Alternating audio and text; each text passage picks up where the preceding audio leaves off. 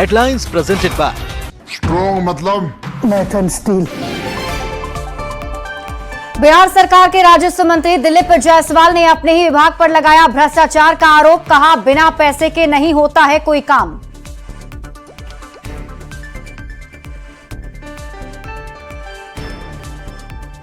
राजस्व कर्मचारी के नाम पर 3-4 लोग दलाल, एजेंट, जमीन माफिया जो हैं, इस तरह का दुकानदारी चलाने का काम करते हैं।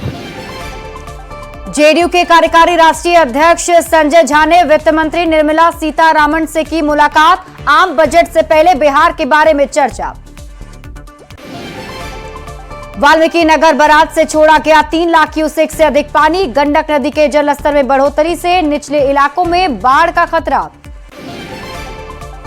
बगहा के रामनगर में 70 लाख के घोटाले का खुलासा। प्रखंड प्रमुख ने बीडीओ पर लगाए गंभीर आरोप।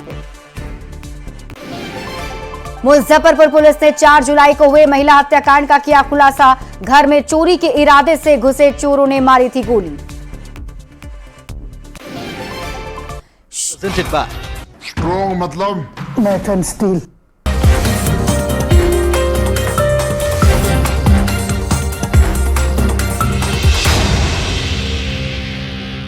नमस्कार, आप देख रहे हैं अपना बिहार। आपके साथ मैं हूं शिप्रा झा और बुलेटिन की शुरुआत इस वक्त की बड़ी खबर के साथ करेंगे। शहीद जवान का पार्थिव शरीर पटना लाया गया है। अजय कुमार झा का पार्थिव शरीर पटना लाया गया है। आपको बता दें, मणिपुर में बिहार के सपूत शहीद हो गए थे। सीआरपीएफ के जवानों ने उन्हें श्रद्धांजलि दी है। मणिपुर में शहीद हुए थे अजय कुमार झा और कुकी उग्रवादियों के हमले में उन्होंने अपनी शहादत दी। जीरीबाम में सीआरपीएफ के काफिले पर हमला कर दिया गया था। मधुबनी जिले के मधेपुर प्रखंड के बांकी गांव निवासी हैं सीआरपीएफ जवान अजय कुमार झा। रविवार को मणिपुर में शहीद हो गए, जिनका पार्थिव शरीर पटना लाया गया है। ये तस्वीर हम आपको दिखा रहे हैं, जहां सीआरपीएफ के जवानों ने उन्हें श्रद्धांजलि अर्पित की। शहीद जवान का पार्थिव शरीर पटना लाया गया है, जिनका नाम अजय कुमार झा बताया जा रहा है। आपको बता दें कि मणिपुर में वो शहीद हो गए थे। बिहार के रहने वाले हैं। मणिपुर में अजय कुमार झा कुकी उग्रवादियों के हमले में शहीद हुए थे।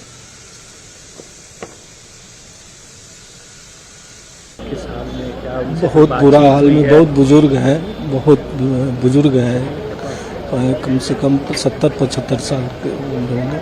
आखिरी बार कब बात हुई थी उनसे? और हमको शुक्रवार की बात हुआ था। उसका बड़ा लड़का यहीं पढ़ता था, उसके लिए पैसा भेजा है कि जया जी जरा बुआ को दे दीजिएगा, उसका एटीएम कार्ड ब्लॉक हो गया है। हमने पैसा निकाल के उसको पहुंचाया है। उनका व्यवहार किस तरीके? बहुत बढ़िया, बहुत मृदु स्वभाव का था। गांव में भी पूरा एकदम सबसे मिलजुल के रहना है एकदम। कब आखिरी बार बात हुई थी उनसे? 15 दिन पहले हमको बात हुई थी, मिले भी है। माता पिता से बात हुई है उनकी? माता पिता बहुत बुरा।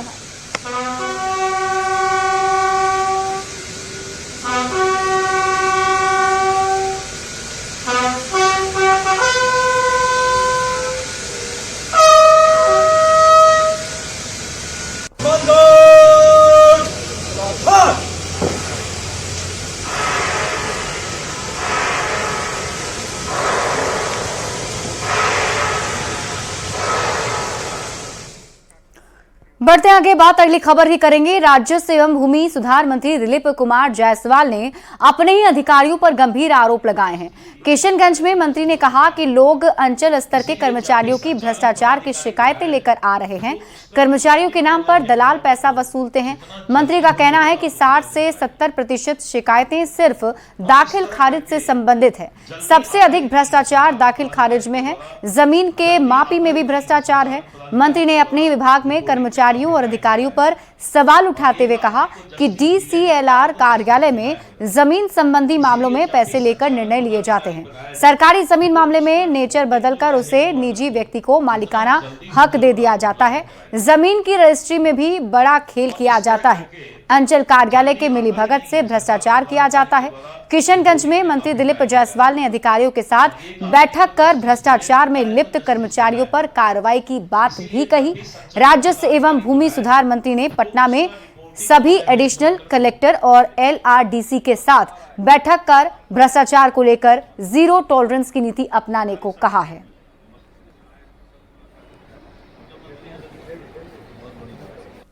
भ्रष्टाचार की बात इसलिए आई कि बहुत से लोग आकर के पटना में या बहुत जगह बोलते हैं कि मेरा काम अंचल स्तर पर नहीं हो रहा है, और अंचल स्तर पर लोग जो राजस्व कर्मचारी के कुछ लोग होते हैं अंचल में, जो कि अनऑथराइज पर्सन, वो पैसा मांगते हैं, तब वो बोलते हैं कि हम काम करवाएं।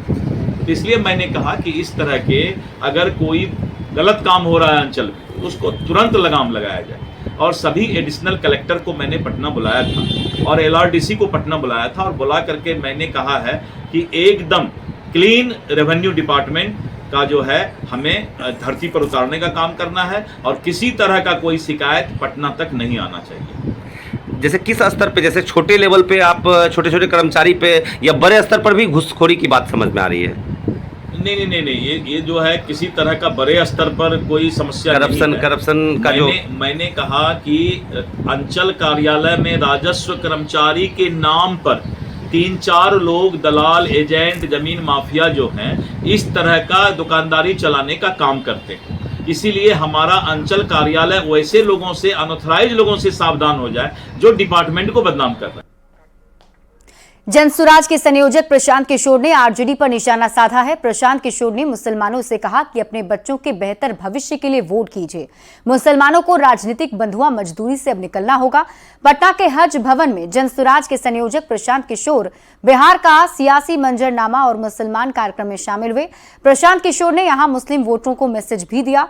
बड़ी संख्या में आए मुसलमानों को संबोधित करते हुए प्रशांत किशोर ने कहा कि मुसलमानों को अपनी रहनुमाई खुद करनी पड़ेगी। आपके मन में राजनीतिक बंधुआ मजदूरी घुसा दिया गया है। आपको यह बता दिया गया है कि आपको किसी न किसी के पीछे ही चलना है।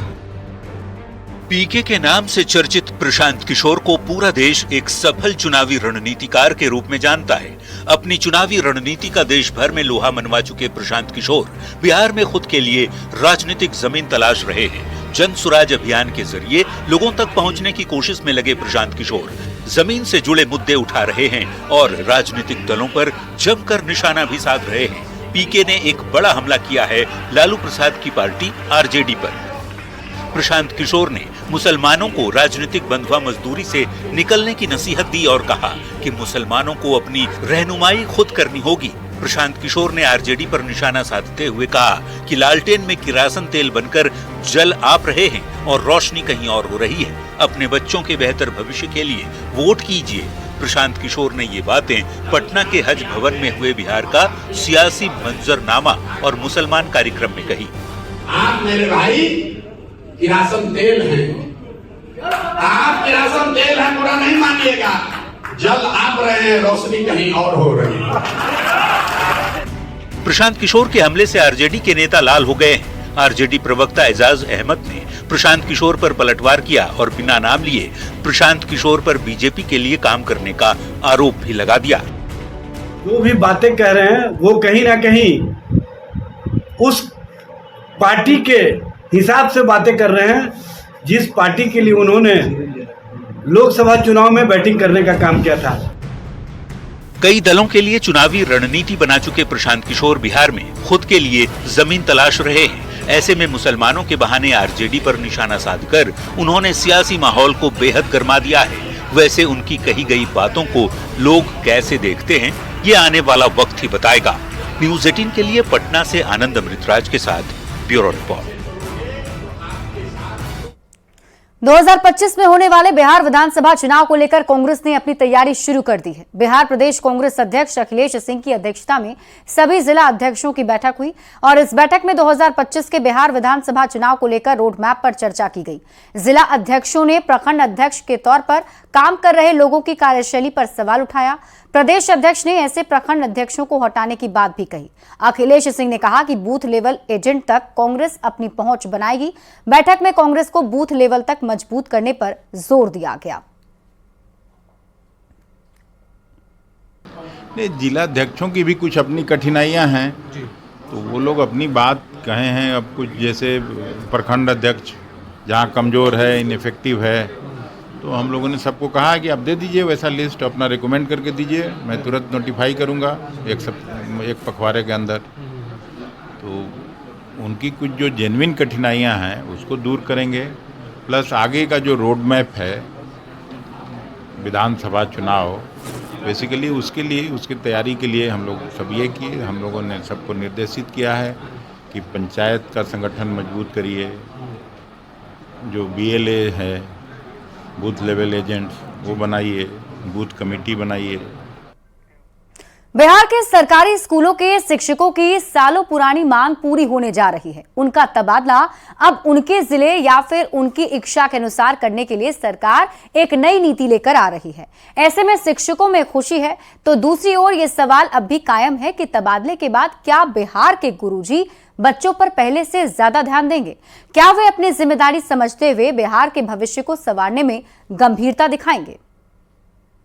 खुशी हुई है, जो हम लोग का मानसिक तनाव था वो बहुत सुन के खुशी हुई, जो सरकार हम लोग के पक्ष में कर रही है। अब जो है ये सरकार हम लोग पहल कर रही है, तो हम लोग मानसिक रूप से बेफिक्र हैं। बिहार सरकार शिक्षकों की एक एक कर सभी मांगे मानती जा रही है, यहाँ तक कि ऐच्छिक तबादले की मांग भी मान ली गई है, जिससे गुरुजी लोग बहुत खुश हैं। सुन के बहुत खुशी हुई है, जो हम लोग का मानसिक तनाव था वो बहुत सुन के खुशी हुई, जो सरकार हम लोग के पक्ष में कर रही है। अब जो है ये सरकार हम लोग पहल कर रही है, तो हम लोग मानसिक रूप से बेफिक्र हैं। अब मानसिक तनाव नहीं है। सरकार ने शिक्षकों की बात मान ली, लेकिन बिहार में अब भी गुणवत्तापूर्ण शिक्षा को लेकर सवाल उठ रहे हैं। सवाल है कि क्या गुरुजी लोग अब पूरी जिम्मेदारी और ईमानदारी से पढ़ाएंगे? इन सवालों पर शिक्षक संघ के नेताओं का दावा है कि शिक्षक अपनी जिम्मेदारी पूरी ईमानदारी से निभा रहे हैं, लेकिन सरकार की ओर से स्कूलों को और अधिक संसाधन उपलब्ध कराने की जरूरत है। मैं बिहार के तमाम पदाधिकारियों से कहना चाहता हूं कि आप किसी भी विद्यालय के कभी भी समय औचक निरीक्षण कर सकते हैं। हर विद्यालय 9 बजे से लेकर 4:30 बजे तक चल रहा है, रूटीन के अनुसार चल रहा है। सरकार ने शिक्षकों के लिए सुविधा का द्वार खोल दिया है, लेकिन वो पढ़ाने के लिए, ना कि मनमर्जी करने के लिए है। अगर अब भी किसी शिक्षक ने बच्चों को पढ़ाने में अपना 100% नहीं दिया, तो उसे 11 नवंबर 2022 को दिया गया मुख्यमंत्री नीतीश कुमार का ये बयान जरूर सुन लेना चाहिए, जिसमें मुख्यमंत्री ने बिहार के शिक्षकों से खूब मन लगाकर पढ़ाने की अपील की थी। उन्होंने चेतावनी भी दी थी कि जो शिक्षक स्कूल में नहीं पढ़ाएंगे उन्हें निकाल दिया जाएगा, और जो अच्छे से पढ़ाएंगे उनको और भी ज्यादा सुविधा दी जाएगी। वो भी हमने कह दिया कि जरा देख लीजिए, जो अगर नहीं स्कूल में पढ़ाते हैं निकलवा दीजिए, उनको छोड़िए नहीं। और जब अगर पढ़ा देंगे तो उनको और ज्यादा दीजिए पैसा, ताकि खूब बढ़िया। बिहार सरकार सरकारी शिक्षा व्यवस्था को बेहतर करने के लिए हर वो कोशिश कर रही है जो जरूरी है। जरूरत है तो बस अब गुरुजी लोगों को ध्यान देने की। न्यूज़ 18 के लिए पटना से अमित कुमार के साथ ब्यूरो रिपोर्ट। अगर कोई खुद ही अपहरण की साजिश रच डाले तो इसे आप क्या कहेंगे? ये सच है। गया में तैनात ग्रामीण विकास पदाधिकारी दीपक कुमार की स्टोरी ठीक ऐसी है। आखिर क्यों दीपक ने खुद के किडनैपिंग की साजिश रची और खुद बेनकाब भी हो गया? इस रिपोर्ट के जरिए देखिए।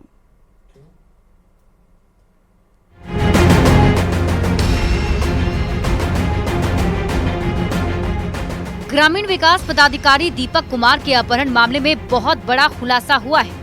आरडीओ ने खुद ही अपनी किडनैपिंग की साजिश रची थी। बख्तियारपुर के होटल में दीपक कुमार के मिलते ही सभी आशंकाओं से पर्दा उठ गया। पहले दीपक कुमार ने खुद अपने अपहरण की बात परिजनों से फोन कर बताई थी। दीपक ने कहा था कि बरौनी से वे अपनी ड्यूटी ज्वाइन करने गया कोसी एक्सप्रेस से जा रहे थे, तभी बदमाशों ने चलती ट्रेन से उन्हें अगवा कर लिया। दीपक कुमार का हाल ही में चयन बीपीएससी की ओर से हुआ था और वो ड्यूटी ज्वाइन करने के लिए बरौनी से गया जा रहे थे। परिजनों को सूचना देने के ठीक बाद उनका मोबाइल फोन बंद हो चुका था। खुसरूपुर जीआरपी को इसकी सूचना दी गई थी। जैसे ही दीपक कुमार ने परिजनों को अपने किडनैपिंग की सूचना दी, रेल पुलिस और बख्तियारपुर पुलिस हरकत में आ गई। कुछ ही देर बाद आरडीओ दीपक कुमार को बख्तियारपुर रेलवे स्टेशन के पास के चांदनी होटल से पकड़ लिया गया। पुलिस की माने तो शुरुआती जांच में दीपक ने खुद के अपहरण का नाटक किया था रेल एसपी की माने तो अपहरण का मामला शुरू से ही संदेहास्पद लग रहा था।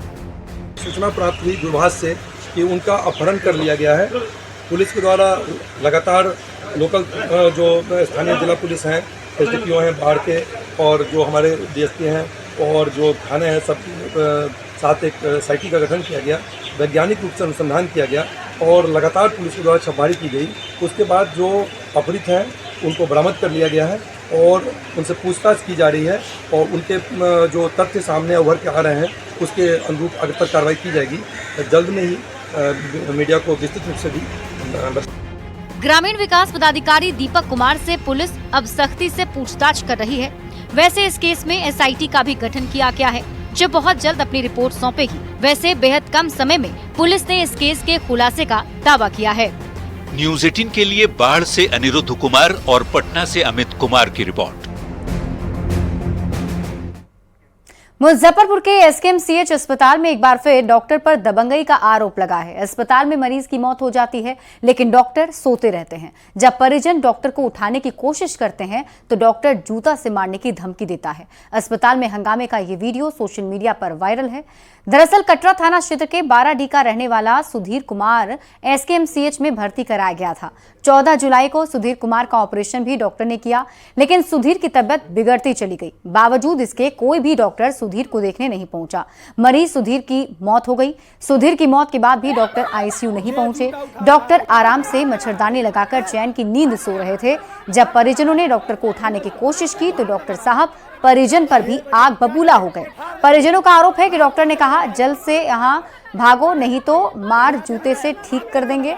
डॉक्टर का इतना कहना था कि परिजन आक्रोशित हो गए और जमकर हंगामा करने लगे। आप जूता उठाते हैं, कैमरा चेक करवाएंगे यहीं का। ये जूता उठा रहा है, यही बंदा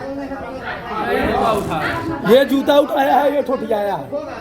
अभी बुलवाते हैं मीडिया वाला को, तुम लोगों को सोने का आदत छोड़वाएंगे। और डॉक्टरी कर रहा है कि सोने आता है मच्छरदानी लगा के।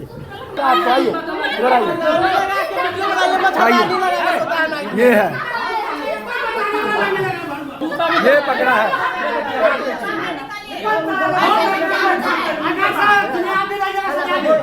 हाथ लगा रहा है, हाथ लगा रहा है, हाथ लगा रहा है, मोबाइल का हाथ लगा रहा है। 6 बजे क्या दवाई फाड़ देंगे हम। हाथ कैसे लगा रहा है? क्या लगाया? हाथ कैसे लगाया? हाँ, बैठेंगे यहीं। ऊपर से शिकायत मुझे मिली है, मैं उस पर एक्सप्लेनेशन पूछेंगी और फिर जो दोषी व्यक्ति होंगे उनको दिया जाएगा पनिशमेंट। फिर मैं डॉक्टर से भेंट करने आया तो डॉक्टर को मच्छरदानी लगा के सोते हुए देखे वहाँ तीनों रूम में। वो सो रहा है। इसके बाद मैं उसको बोला कि सर आप क्यों नहीं गए, मेरा मरीज डेड कर गया। तो हम क्यों जाएंगे, यहाँ तुम बिना इजाज़त का अंदर कैसे घुसा, हम पर बोलने लगे और साथ में जूता निकालने लगे। जूता निकाल पे हम पे हमला भी किए। हमारा एक छोटा भाई है, उसको एक गर्दन पकड़ा, वो बंदा भी आ गया यहाँ, मेरा भाई भी आ गया यहाँ, उसको भी मारने की धमकी दिया डॉक्टर। इसके बाद वो बाहर निकले, डॉक्टर फिर गए उधर। हम बोले कि एक बार चल के देख लीजिए, फिर भी वो नहीं गया देखने।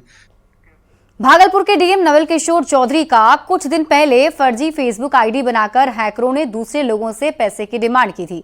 फर्जी फेसबुक आईडी को लेकर साइबर थाने में 3,20,000 की ठगी का मामला दर्ज कराया गया था। ठगी के इस मामले में भागलपुर पुलिस को बड़ी कामयाबी मिली है। पुलिस ने तकनीकी अनुसंधान में अंतर्राज्यीय गिरोह का पर्दाफाश किया है। गिरफ्तार अपराधी संगठित रूप से विभिन्न राज्यों में काम कर रहे थे।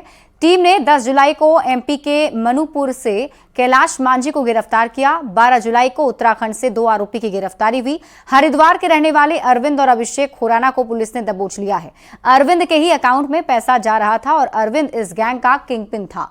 दोनों गिरफ्तार आरोपी के पास 43 चेकबुक, 8 पासबुक, 4 एटीएम, 2 आधार कार्ड समेत कई कागजात बरामद किए गए हैं।